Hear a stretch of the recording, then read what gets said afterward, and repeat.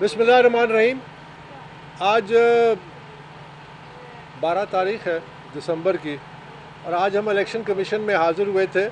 Intra party election जो PTI के intra party election थे उनके ख़िलाफ़ जो हमने दरख्वास्तें दी थी और हमने जो दरख्वास्तों में अपना मुद्दा रखा था वो मैं दोबारा आपको बता दूं कि पीटीआई के जो इंट्रा पार्टी इलेक्शंस हैं ये महज एक फ्रॉडुलेंट थे, इलेक्शन हुए ही नहीं, एक सिलेक्शन थी। दूसरा ये कि हमने उनसे इस्तदा की थी कि पाकिस्तान तहरीक इंसाफ के इंट्रा पार्टी इलेक्शन दोबारा कराए जाए और आज़ादाना मॉनिटर्स के नीचे कराए जाए। और तीसरी हमारी इस्तदा ये थी कि ये कानून इंट्रा पार्टी का तमाम सियासी जमातों पर लागू किया जाए ताकि पाकिस्तान में सियासी जमातें एक इदारा, जमहूरी इदारा बने और जो हमारी क़यादत है, जेन्युइन क़यादत, वो सामने आ सके। इस हवाले से आज हम इलेक्शन कमीशन में हमें नोटिस आया था और ये भी मैं ज़रूर कहूँगा कि ये वही केस है जिसके बारे में सुर्खियाँ लगी थी, फेक न्यूज़ चली थी कि मेरी दरख्वास्त जो है वो मुस्तरद हो गई है। तो आज की कार्रवाई के बाद जिसमें पीटीआई के नुमाइंदे भी शामिल थे, 14 तारीख़ की तारीख़ रखी गई है जिसमें तफसील से दलाइल दिए जाएंगे और फिर शायद कोई फ़ैसले की तरफ हम करीब पहुंचेंगे। मैं आज ये ज़रूर कहना चाहता हूं कि पाकिस्तान तहरीक इंसाफ के वकला जो खुला झूठ और प्रोपेगेंडा कर रहे हैं मेरे ख़िलाफ़ कि मैं पाकिस्तान तहरीक इंसाफ का रुकन नहीं हूं, यहाँ तक कि अब अदालती फोरम्स में भी उन्होंने ये झूठ बोलना शुरू कर दिया है। जैसा कि मीडिया में रिपोर्ट हुआ है कि कल पेशावर हाई कोर्ट के सामने उन्होंने जो पटिशन दाखिल की थी इंट्रा पार्टी इलेक्शन को स्टे करने के लिए, ये जो प्रोसीडिंग्स हो रही है इलेक्शन कमीशन में, उसके बाद जो बयान आया एक नाम नहाद पीटीआई का जो चेयरमैन होने का दावा करता है उसकी तरफ से कि अकबर बाबर जो है वो 10 साल पहले उसको पीटीआई से फारिग कर दिया गया था। वो कहते हैं ना कि सब्र हमने बहुत किया, इस झूठ को हमने बहुत बर्दाश्त किया, लेकिन बस अब हम इनका मज़ीद ये झूठ बर्दाश्त नहीं करेंगे। और इस सिलसिले में हमने ये फ़ैसला किया है कि तमाम अदालती फोरम्स में जहाँ पे ये झूठ बोलते हैं कि अकबर बाबर मेंबर नहीं है, हम इलेक्शन कमीशन के फ़ैसले और अदालतों के इस्लामाबाद हाई कोर्ट के फ़ैसले वो उनके सामने रखेंगे कि ये कंटेम्प्ट ऑफ कोर्ट है। नंबर 2, जो वकला ये बारहा ये झूठ बोलते हैं उनके ख़िलाफ़ हम पाकिस्तान बार काउंसिल में दरख्वास्त देंगे कि इनका प्रोफेशनल जो लाइसेंस है उसको सस्पेंड किया जाए, क्योंकि ये मिसकॉन्डक्ट में आता है कि वो मोअज़्ज़ज़ जज हजरात को मिसलीड करते हैं, गुमराह करते हैं और दानिस्ता तौर पे करते हैं। क्योंकि तमाम जो मेरे हक़ में फ़ैसले आए हैं मेंबरशिप के, उसमें फ़रीक पीटीआई था। तो पीटीआई को ये इल्म है, बखूबी इल्म है कि उनके ख़िलाफ़ इस मामले पे फ़ैसले आ चुके हैं, उसके बावजूद वो अदालतों को मिसलीड करते हैं, मिसगाइड करते हैं। हम समझते हैं कि ये सरियन प्रोफेशनल मिसकॉन्डक्ट है जिसके लिए हम पाकिस्तान बार काउंसिल से भी रुजू करेंगे। देखिए, जो पार्टी के जो नाम नहाद आज लीडर बनते हैं, जब खुला वो झूठ बोलते हैं अदालती फोरम्स में, आप अंदाज़ा लगाइए कि वो सियासत में क्या सच बोलेंगे। हमारा मुतालबा बड़ा सीधा है। पाकिस्तान तहरीक इंसाफ के जो वर्कर हैं उनका बुनियादी आइनी हक है, ये फंडामेंटल राइट है, जो कि सुप्रीम कोर्ट ने अपने एक फ़ैसले में भी लिखा है कि हर सियासी जमात के वर्कर को ये आइनी कानूनी हक है कि वो अपनी क़यादत का इंतखाब करे। हमें इस बुनियादी हक से महरूम रखा गया। मेरे अलावा और भी 13 पाकिस्तान तहरीक इंसाफ के जो नुमाइंदे मेंबर्स हैं उन्होंने दरख्वास्तें दी हैं।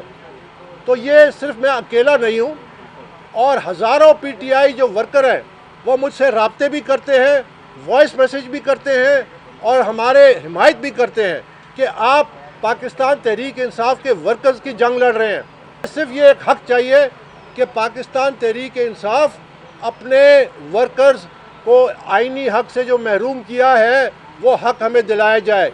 ये इतना ही अहम है जितना कौमी इलेक्शंस, क्योंकि जब तक सियासी जमातें खुद जमहूरी नहीं होंगी, खुद इदारा नहीं बनेंगी, खुद डेमोक्रेटिक नहीं होंगी, تو پاکستان میں کمپٹنٹ قیادت کا سامنے آنا ناممکن ہے، اور یہ صرف ایک اقتدار کی جنگ ہے۔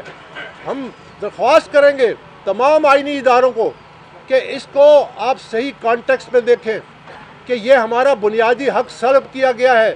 جب یہ ہمارا بنیادی حق سلب کیا گیا ہے تو آئندہ الیکشن جو ہے وہ خود بخود ان کی جو حقیقت ہے وہ سامنے آ جاتی ہے، کیونکہ جو صحیح نمائندے ہیں پاکستان کے اور ہر جماعت کے وہ سامنے نہیں آئیں گے، ان کو اس حق سے محروم رکھا گیا۔ بہت بہت شکریہ۔ اچھا، آپ فاؤنڈنگ ممبر ہیں، آپ کہتے ہیں کہ آپ بہت عرصے سے جو ہے وہ تحریک انصاف کا حصہ ہیں۔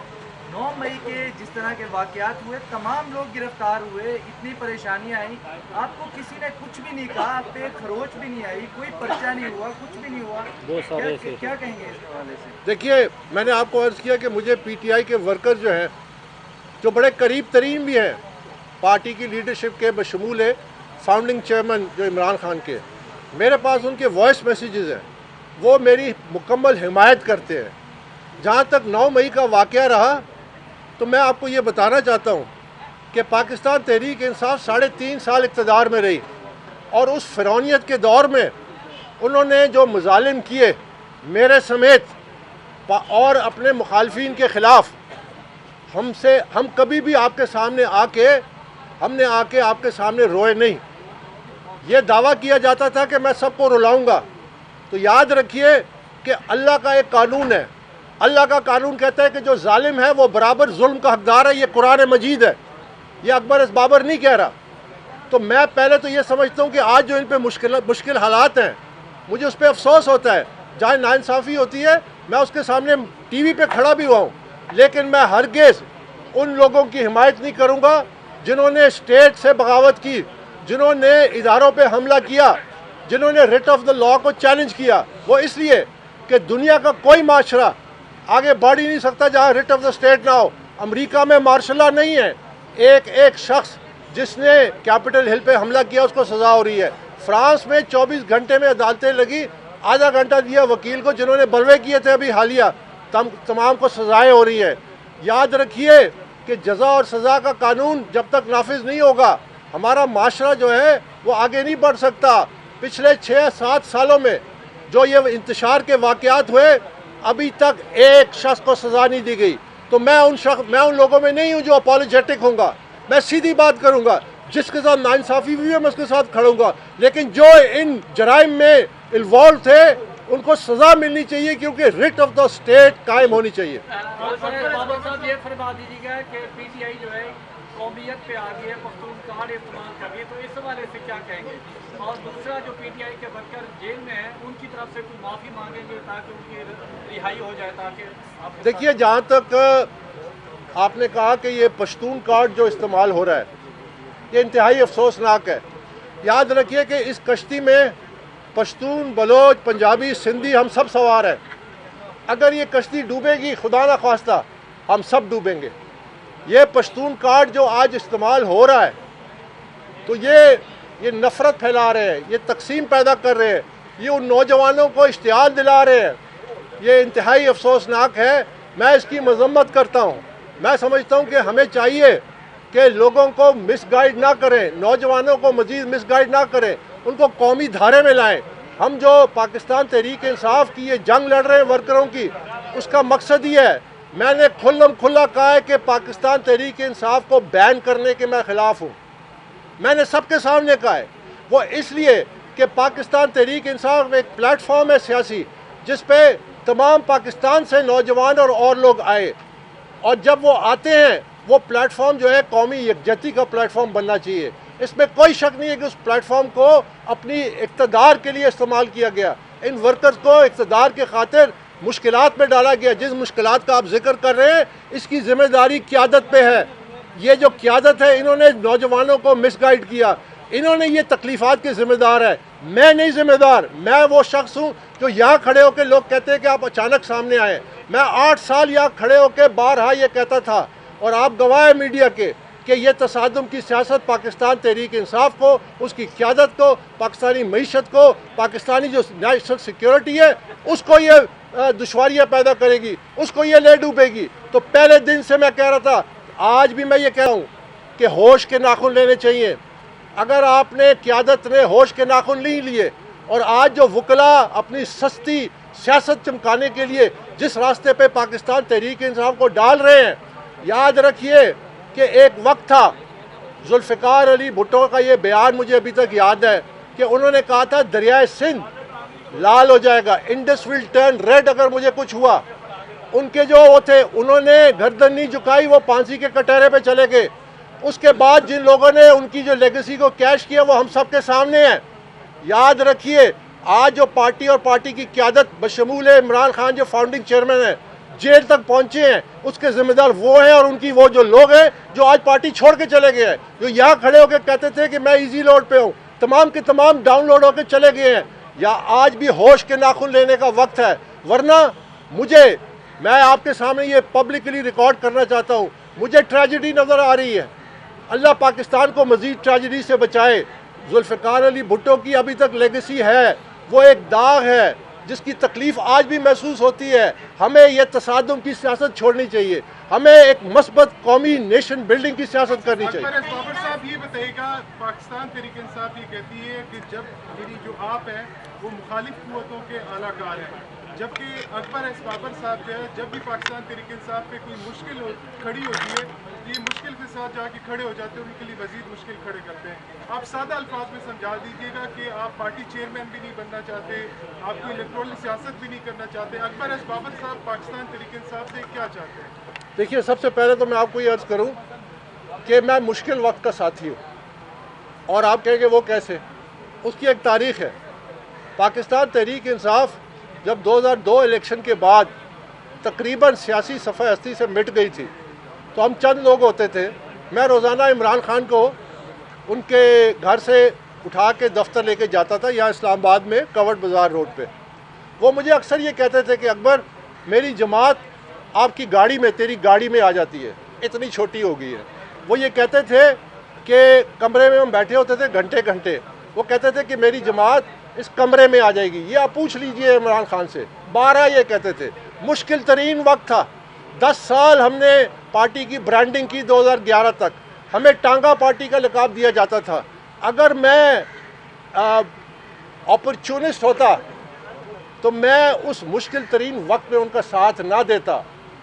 میرا 2011 میں عمران خان نے مجھے ایک پیغام دیا لکھ کے، جو ان کے وکیل انور منصور خان نے یہاں الیکشن کمیشن کے سامنے پڑھ کے سنایا، جس میں انہوں نے کہا کہ اکبر آئی پینڈرڈ یو، یہ ان کے لکھے ہوئے الفاظ ہیں، I force you to take more responsibilities, میں زبردستی آپ کو زیادہ ذمہ داری دیتا تھا، you are the number 2 in the party, یہ ان کا لکھا ہوا بیان ان کے اپنے وکیل نے پڑھ کے سنایا ہے۔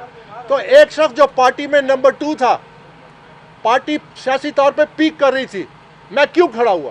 میں ان اصولوں پہ کیوں کھڑا ہوا کہ پارٹی میں کرپشن ہو رہی ہے، پارٹی میں بے ضابطگیاں ہو رہی ہے، پارٹی میں ریئل اسٹیٹ کا مافیا بن گیا ہے؟ یہ دیکھیے میں آپ کو دکھاتا ہوں ایک اور ثبوت۔ یہ الیکشن کمیشن کے سامنے میری درخواست ہے دسمبر 2012 کی، یہ دیکھیے دسمبر 2012 کی یہ میں نے درخواست دی تھی کہ اس وقت جو انٹرا پارٹی الیکشن ہو رہے ہیں اس پہ دھوکہ ہے، فراڈ ہے۔ تو اگر میں مشکل وقت میں ان کے ساتھ نہ دیتا اور اپرچونسٹ ہوتا تو جب پارٹی پولیٹیکلی پیک کر رہی تھی میں ان کو چیلنج نہ کرتا۔ میں نے مقابلہ کیا ہے اس اسٹیبلشمنٹ کا جب عمران خان کہتے تھے کہ اسٹیبلشمنٹ اور ہم 1 پیج پہ ہیں، جب وہ کہتے تھے اس سے بڑی جمہوری اسٹیبلشمنٹ کوئی نہیں ہے۔ 3.5 سال میں نے فنڈنگ کا کیس یہاں کبھی کبھی اکیلے کھڑے ہو کے لڑا۔ میں مشکل وقت میں کھڑا ساتھ دیتا ہوں، اور جب سامنے بڑے سے بڑی طاقتور ہو، کیونکہ میں اللہ کے سوا کسی کا حکم نہیں مانتا۔ ضروری ہے، ضروری بات ہے، قانون انتہائی ضروری ہے۔ آپ کے اگینسٹ ہو رہی ہے وہ چیز، وہ میں ہائی لائٹ کرنا چاہتا ہوں۔ کوئی انتخابی نشان بھی آپ نے سوچ رکھا ہے کہ اگر پی ٹی آئی انتخابی نشان بننے سے محروم ہو جاتی ہے تو کیا انتخابی نشان ہوگا؟ میرا مقصد یہ ہے کہ اگر پاکستان تحریک انصاف کے انتخابی نشان کو بچاؤں، لیکن اصلاح کے راستے پہ کہ شفاف انٹرا پارٹی الیکشن کرائیں، ورکروں کو موقع دے، ان کا بنیادی آئینی حق ہے۔ 1988 میں شاید سپریم کورٹ کا ایک فیصلہ ہے، اس میں انہوں نے لکھا ہے کہ ہر پارٹی کے جو ورکر ہے اس کا یہ آئینی فنڈامنٹل رائٹ ہے کہ وہ اپنی قیادت کا انتخاب کر سکے۔ وہ اگر میں نے حق دلوا دیا پی ٹی آئی کو، نزدیک اس سے بڑی کامیابی کوئی نہیں۔ یہ بتائیے کہ آپ نے کہا کہ بہت سارے ورکرز ہیں جو آپ سے رابطہ کرتے ہیں، گراؤنڈ ریئلٹی پہ تو جو باہر احتجاج کر رہے تھے وہ اجرتی مزدور تھے، وہ گراؤنڈ ریئلٹی پہ آپ کے ساتھ کیوں نہیں ہوتے؟ آپ چند ایک لوگ آتے ہیں، وہ جو ہزاروں ورکرز آپ سے رابطہ کرتے ہیں، وہ آپ کے ساتھ یہاں پہ اشارے جیسے کے لیے کیوں نہیں آتے؟ آپ چاہتے ہیں کہ میں جلوس لے کے آؤں الیکشن کمیشن؟ تو اچھا ایک ضروری بات ہے، ایک انتہائی ضروری بات ہے، وہ یہ ہے چونکہ میں تو پٹیشنر کو پریزنٹ کر رہا ہوں، آج ہمیں اتنا پتہ چلا کہ جس بندے نے اس انٹرا پارٹی الیکشن کو چیلنج کیا ہے اور وہ اس کے باقاعدہ ممبر ہے، تو یہ ایک جعلی ڈاکومنٹ تیار کر رہے ہیں اور اس کو جو ہے نا ممبرشپ سے نکال رہے ہیں۔ تو یہ ایک ڈیولپمنٹ ہوئی ہے ان کی طرف سے کہ ایک جعلی ڈاکومنٹس یہ لوگ تیار کر رہے ہیں، اور یہ جو ہے نا جو پٹیشنر جو ہے نا اس کو پی ٹی آئی ممبرشپ سے آؤٹ کرنا چاہتے ہیں۔ دوسری یہ کہ ان کے جو سرٹیفکیٹ جو فارم 65 انہوں نے جمع کیا ہے وہ بھی پی ٹی آئی کے آئین کے مطابق نہیں ہے، اس سے بھی صاف ظاہر ہو رہا ہے کہ انٹرا پارٹی الیکشن نہیں ہوا ہے، صرف اور صرف سلیکشن ہوئی ہے۔ یہ دو اہم باتیں ہیں جو ضروری ہے۔